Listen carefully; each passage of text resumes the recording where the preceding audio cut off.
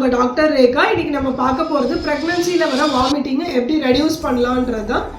ஃப்ரீக்வெண்ட்டாக கொஞ்சம் கொஞ்சமாக சாப்பிடும்போது வயிற்றுக்கு போகிற ஓவர்லோட் குறையும், அதனால் வாமிட்டிங் சென்சேஷன் வராது. காஃபி டீ எல்லாம் அவாய்ட் பண்ணிடணும். Oily foods, spicy foods, junk foods, deep fried item, masala items இதெல்லாம் அவாய்ட் பண்ணிடலாம்.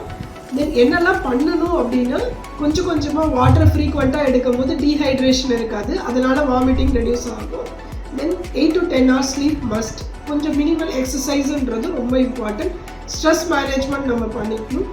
இதை மீறி நம்மளுக்கு வாமிட் வருது அப்படின்னும் பொழுது ஜஸ்ட் வீட்டில் இருக்கிற homemade remedies like ginger, mint and lemon boil பண்ணி அதை வடிகட்டி குடிக்கும்போது வாமிட்டிங் சென்சேஷன் அவாய்ட் ஆகும்.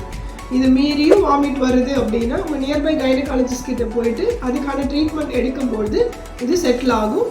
இந்த மாதிரியான யூஸ்ஃபுல் இன்ஃபர்மேஷன்ஸ் உங்களுக்கு ஃபாலோ பண்ணணும்னா just follow our Instagram page Mithran fertility centre at Chidambaram.